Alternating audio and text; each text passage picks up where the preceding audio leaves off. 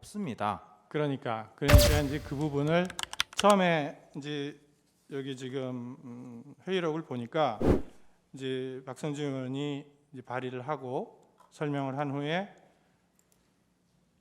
국회의장께서 이 안건은 무기명 투표 방식으로 표결하겠습니다. 이 안건은 국무총리 한덕수에 대한 탄핵 소추안입니다. 그러므로 헌법 65조 2항에 따라 제적 의원 과반수의 찬성으로 의결하는 것을 말씀드립니다라고 하니까 이제 뭐 장례 소란해주고 뭐 이렇게 반대 얘기도 하고 그러니까 이리저리 뭐 헌법학회와 입법조사처 의견을 종합적으로 검토해서 의결 정도수를 판단했다 이렇게 이제 선언을 하고 표결에 들어갔지 않습니까?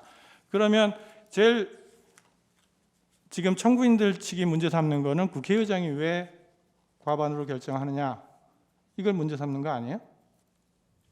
그렇습니다. 그게 본질적인 거잖아요. 그다음에 그게 이제 결과로 나왔을 때 이게 이제 표결권이 희석이 됐니 어쩌니 그런 것이 이제 나중에 표결했을 때는 그게 나타나는 것이고 결과로서 시작은 거기서부터 시작이라고 봐야 될 것 같고요. 네, 맞습니다. 제가 말씀 조금 드리면 말씀드려도 되겠습니까? 네네. 국회의장이 의사정리 권한이라고 하는 것은 법에 정해진 이 정족수, 의결 정족수나 의사 정족수를 결정할 권한이 아닙니다. 그냥 행정적인 일을 하는 것이지 가결 정족수를 자기가 결정하는 것을 의사 정리 권한에 포함될 수가 없는 것입니다. 자신의 권한이 아닌 것을 자기 마음대로 선포해버리고 그래서 표결에 참여할 수 없도록 봉쇄했던 것이기 때문에 저희들이 항의했고 항의 표시로 저희들이 그에 대한 반대의 표시로 퇴장했던 것입니다. 네, 저기 재판관님 조금 부연 설명을 드리면 네, 이 정도로 하시고 서면으로 좀 써주십시오. 예. 그리고 피청구인 저에게 네. 이 지금 이 사안에서 의결 정족수가 얼마여야 되는지 3분의 2인지 150인지 그거에 대해서는 논란이 좀 있었잖아요. 네. 논란이 있었고 그 부분이 굉장히 중요한 사안이지 않습니까? 그게 어떻게 되냐에 따라서 이게 가결이 되느냐 부결이 되느냐 하는 중요한 사안입니다. 어떻게 보면 그게 의석 수와 관련도 있고 그렇다면 그 부분을 왜 안건으로 먼저 처리를 했어야 되는 게 아닌가 하는 생각이 들어요. 그 부분을 한번 논의해 봅시다. 우리가 그럴 수는 없었나요?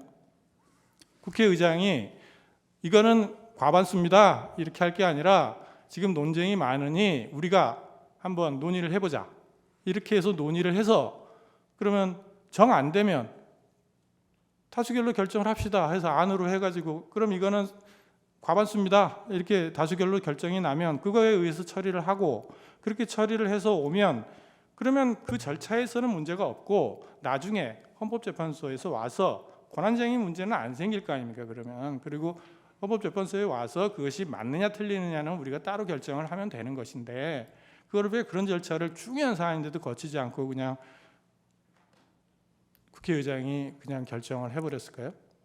국회의장께서 그거를 신중하거나 소홀히 생각하신 건 아니고요. 네. 신중하게 생각해서 입법조사처에 심도 있는 연구 검토 보고를 하라고 해서 보고를 받았고 헌법학회, 공법학회에 다 의뢰를 해서 다 자문을 받았습니다.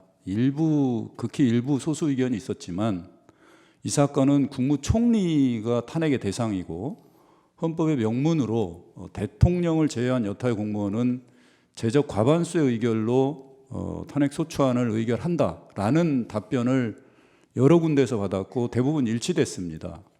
근데 재판관님께서도 아시겠지만 그 당시 그 총리에 대한 탄핵 소추라든가 이런 정치적인 상황이 굉장히 혼란스러웠기 때문에 그걸 갖고 재판관님께서 말하듯이 그거를 논쟁의 대상으로 삼아서 국회에서 그걸 다시 논의할 수 있는 여건은 아니었다고 저는 생각이 되고요.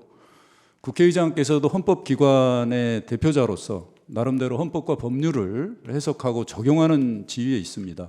그렇기 때문에 당연히 본인도 아주 신중하게 헌법의 취지나 명문 규정을 최대한 깊이 있게 검토해서 본인이 판단에 따라서 내린 결론이고 그게 국회의장의 권한 범위 내에 있는 행위다. 그리고 명백히 헌법과 법률에 위배되는 사항이 아니다라고 생각이 됩니다.